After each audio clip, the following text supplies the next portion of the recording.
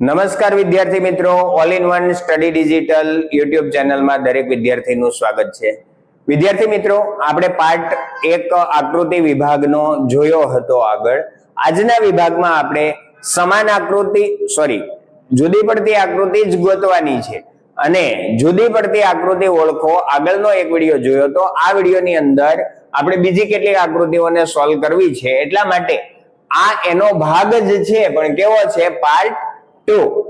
હજુ આપણે આગળ ઘણી બધી આકૃતિઓનું સોલ્યુશન કરવાનું છે. વિદ્યાર્થી મિત્રો, આજે જ આપણે પાર્ટ 2 માં જોવાની છે જે આકૃતિઓ, એમાં જુદી પડતી આકૃતિ જ આપણે અલગ ઓળખવાની છે. વિદ્યાર્થી મિત્રો, અહીંયા જે આકૃતિ દેખાય છે આપણને એને ધ્યાનથી જોઈ લઈએ. A, B, C અને D. તો A આકૃતિ, B આકૃતિ અને D આકૃતિને આપણે જોઈએ છીએ તો એ બધી 2D આકૃતિ છે, 2 ડાયમેન્શનલ. અને અહીંયા જે આ દેખાય છે એ આકૃતિ 3 ડાયમેન્શનલ દેખાય છે. મતલબ આકૃતિમાં પાછળનો ભાગ દેખાડવા પ્રયત્ન કર્યો છે અહીંયા. તો આમાં ક્યાંય એવું છે નહીં, એટલે આ આકૃતિ આપણી જુદી પડે છે. નવો પ્રશ્ન ડકલિંગ આવ્યું છે વિદ્યાર્થી મિત્રો, એની સોચ આ રીતે કરવો છે. પણ ડી ને આપણે જોઈએ ને તો એ સીધી ત્રિકોણ વાળી ચાંચ વાળું છે, એટલે એ સમાન છે, બી સમાન છે, સી સમાન છે, પણ ડી ની ચાંચ અલગ છે. એટલે આપણો જવાબ મળી જશે વિદ્યાર્થી મિત્રો ડી. નવા પ્રશ્નમાં આગળ વધીએ. એ આકૃતિને જુઓ, બી ને જુઓ, સી ને અને ડી ને. ચારેય આકૃતિને આપણે જોઈએ તરત જ આપણને ખબર પડી જશે કે આપણી પાસે જે આકૃતિ આપી છે બી, એમાં આ જે છે એ સામસામે છે. જ્યારે આમાં બધામાં ઊભી લાઈનમાં આ રીતે આપેલા છે સામસામે વર્તુળ, આ આડી લાઈનમાં આપ્યા છે, એટલે આપણી પાસે જવાબ થશે વિકલ્પ બી. નવા પ્રશ્નમાં ચોરસની અંદર ચોરસ આપ્યું છે, ત્રિકોણની અંદર ત્રિકોણ આપ્યું છે, ત્રિકોણની અંદર ત્રિકોણ આપ્યું છે, વર્તુળની અંદર ત્રિકોણ આપ્યું છે. વિદ્યાર્થી મિત્રો, હું બોલ્યો એમાં જ તમને જવાબ ડાયરેક્ટ ખબર પડી ગઈ. ચોરસની અંદર ચોરસ, વર્તુળની અંદર ત્રિકોણની અંદર ત્રિકોણ, ત્રિકોણની અંદર ત્રિકોણ અને વર્તુળની અંદર ત્રિકોણ. તો આપણી પાસે જે જવાબ મળે છે તે તમારે મને કોમેન્ટમાં આપવાનો છે. જો વિદ્યાર્થી મિત્રો તમે જવાબ કોમેન્ટ કરશો એટલે મને આઈડિયા આવશે કે તમે આ વિડીયોને જુઓ છો અને તૈયારી તમે કરો છો, તો વિડીયો તો જોવા જ પડશે અને વિડીયોને પૂરેપૂરા જોવાના, એટલે દરેક ભાગનું આપણને સોલ્યુશન ખબર પડતી જાય. વિદ્યાર્થી મિત્રો, આ તમારા માટે હું સ્ટાર કરીને રાખું છું. એનો જવાબ મને કોમેન્ટમાં આપજો કે આ પ્રશ્ન છે અને આપણે કીધો છે સ્ટાર પ્રશ્ન, પણ સ્ટાર પ્રશ્નને મેં આમાં નંબર નથી આપ્યા, એટલે હું અહીંયા નંબર આપું છું 1. તો આ પહેલો સ્ટાર પ્રશ્ન છે એનો જવાબ, એટલે તમારે કોમેન્ટમાં 1 કરી અને ABCD જે જવાબ આવતો હોય તે વિકલ્પ લખવાનો, એટલે મને ખબર પડે કે તમે વિડીયો જુઓ છો. નવી આકૃતિ અહીંયા ધ્યાન આપશો. ચોરસના 4 ભાગ બતાવ્યા છે, ઉપરના ખૂણેથી 3 લાઈન અંદર પાડેલી છે.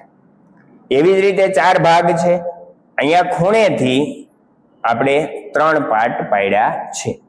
સી આકૃતિને જુઓ, આમાં 3 પાર્ટ પાડ્યા છે, પણ ક્યાંથી પાડેલા છે જોજો, અંદરના ખૂણેથી પાડેલા છે.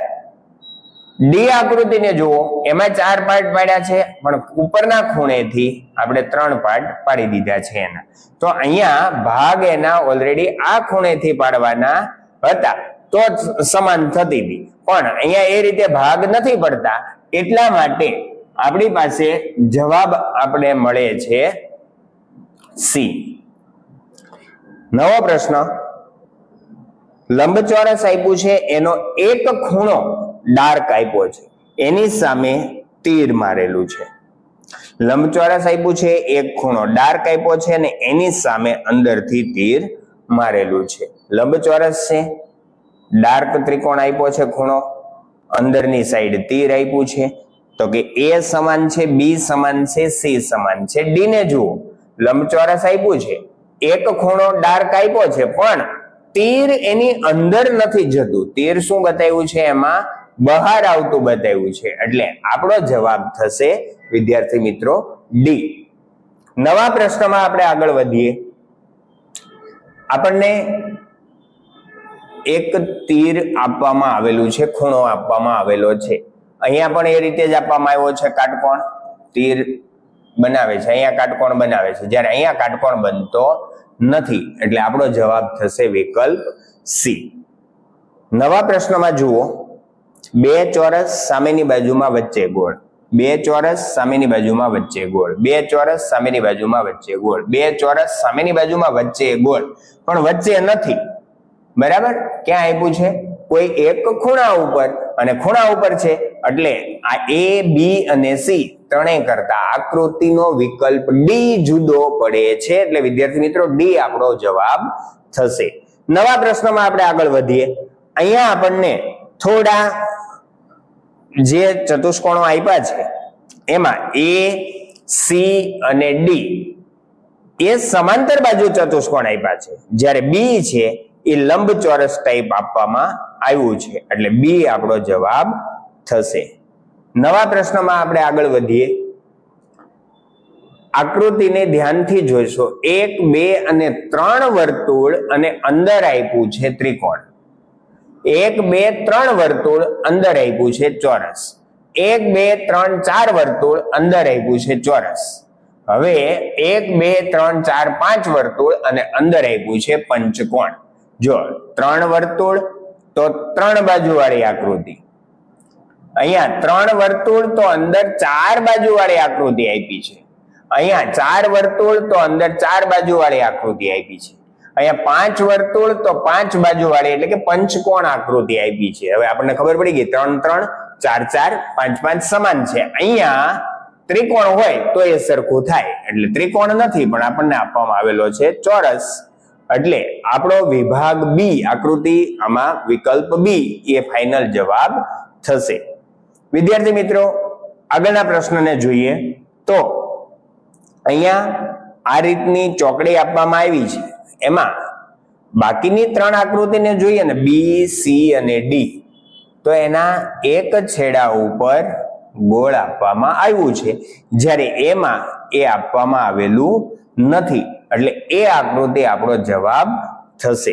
વિદ્યાર્થી મિત્રો નવા પ્રશ્નની અંદર આપણને આ રીતે આકૃતિ આપવામાં આવી છે, અને આપણે ફેરવીએ આમ આપવામાં, એટલે મતલબ ત્રિકોણની ડિઝાઇન પણ જોવાની છે સાથે. આમાં સમાન ડિઝાઇન છે, આમાંય સમાન ડિઝાઇન છે. જ્યારે અહીંયા જોવા જઈએ તો આ રીતની સમાન ડિઝાઇન થતી નથી, એટલા માટે ડી આકૃતિ આપણો જવાબ થશે. વિદ્યાર્થી મિત્રો આ હતી બધી જ આકૃતિઓ જે જુદી પડતી આકૃતિઓ ગોતવાની હતી. હવે આગળના વિભાગની અંદર આપણે નવા પ્રશ્ન સાથે નવા વિભાગની શરૂઆત કરવાની છે. ત્યાં સુધી દરેક વિદ્યાર્થી મિત્રોને જય શ્રી કૃષ્ણ.